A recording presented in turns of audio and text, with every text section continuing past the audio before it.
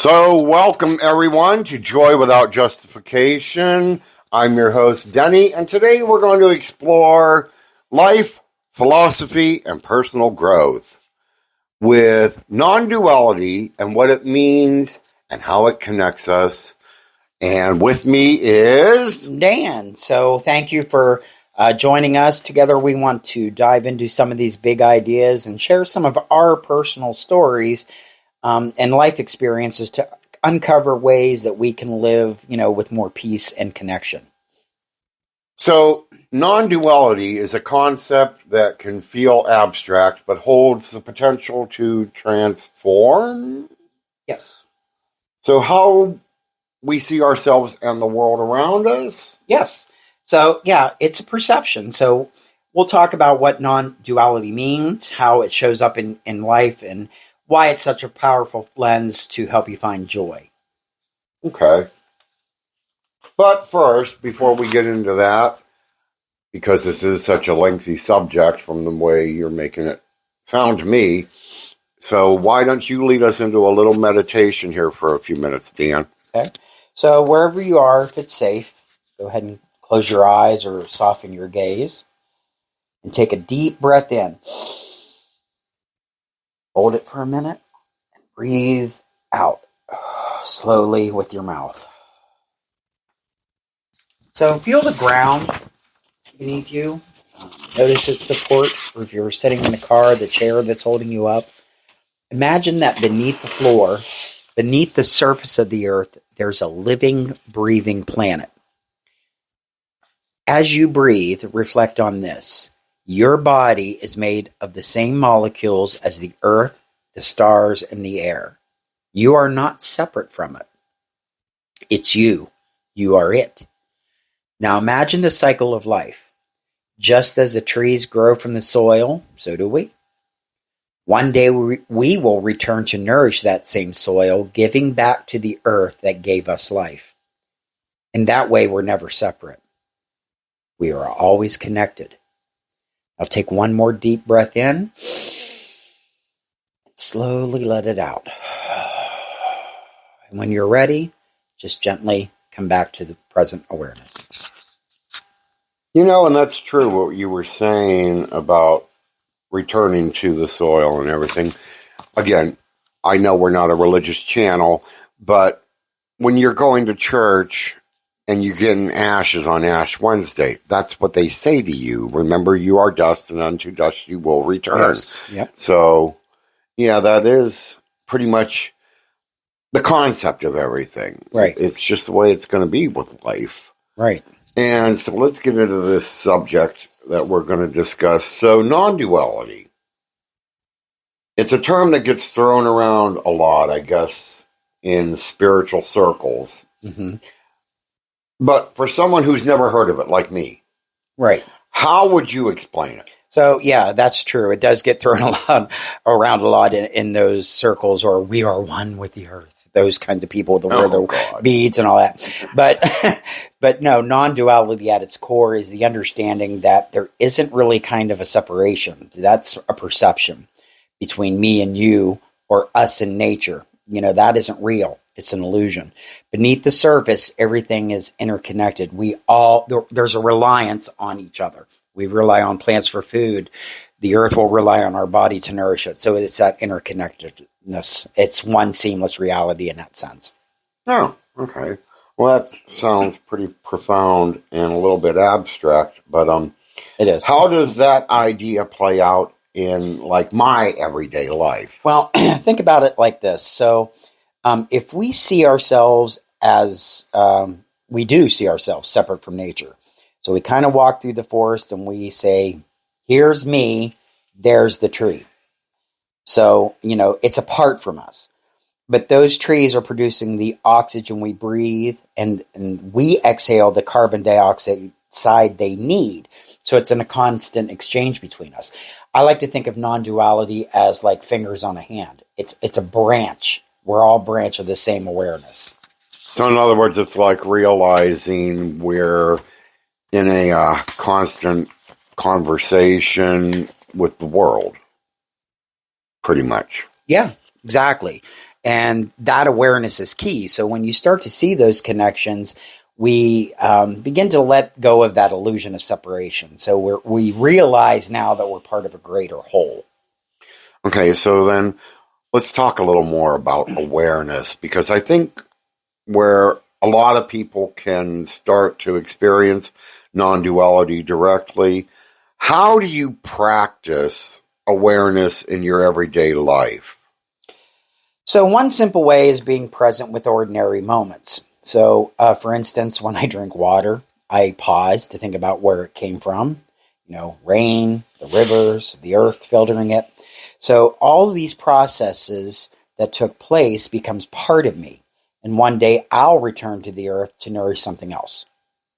All right. So like I when I'm sitting outside and I just sit and listen quietly and feel the wind and remind myself that that air has traveled across oceans, deserts, exactly.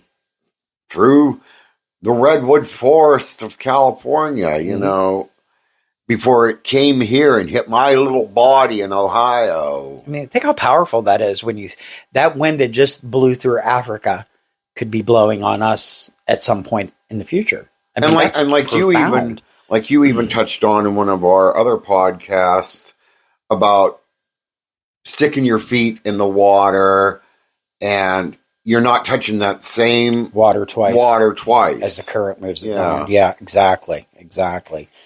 So is that any part of what this non-duality? Yes, it's realizing that there's really not a separation. We make this separation. Like I got my thumb and my index finger. They're separate fingers, but they're connected by my hand. So we're connected through earth to everything around us. And that's a powerful and profound moment. Yeah. So bringing us back to a sense of connection, how is that in simple terms? Well, here's the thing. When we embrace non-duality, it doesn't mean that we stop feeling emotions like fear or sadness. It means we start seeing them as part of the flow of life, not as something to resist or that we need to control. All right. Because I found myself, when I stopped fighting with difficult emotions, like on days when I'm having like a negative thought or feeling going on, that's kind of hard. And instead I start allowing to feel them pass away. I start thinking of positive things, or I spend a moment like with the dog or the cat and gently bring myself back to that positive life. Or you have pointed out a few times when we've been out, you were a cloud watcher when you were a kid. Yeah. You still are. You still point out at times things like, oh, there goes a rabbit, or oh, that's a dragon, or something. And the sky's a great metaphor for awareness, because no matter how many storms or clouds pass through life, and think of that, there's a saying, when the storm passes, the sky's still there. The sky never changes. No. The storms coming through, those are your emotions, whether it's goodness or sadness. It's temporary. It goes away. So kind of thinking of it that way, that's a good part of awareness. That's a beautiful metaphor. And that's a real big game changer. A lot of people need to start coming to terms with is, realizing that the world is changing around us, but it's still the same world. Yeah, exactly. So, for our listeners who might be hearing this and thinking, that sounds nice, but how do I actually live it? What advice do you have on that? Well, start small. Pick one ordinary moment in your day, maybe when you're drinking coffee or brushing your teeth, and really focus on it. Notice all those textures, the smells, the sensations, and remind yourself that everything you are experiencing is part of the larger whole. And I will tell you that non-duality is something you you practice those mindful moments and you will feel it. It's not something that's easily explained so much. Well, that's true, because one of the things I like to practice a lot of is being grateful and the gratitude of things. And it helps me support myself throughout the day, and it grounds me, whether it's cooking a meal or heck, just having my cup of coffee in the morning just grounds me. But, yeah, so it's hard to feel separate when you realize how you're connected. Right, absolutely. Gratitude and awareness go hand in hand. They're both bring us back to the present moment. All right. So I want to feel like we've scratched the surface of non-duality, but hope we've given our listeners a sense of how powerful and transformative this perspective can be.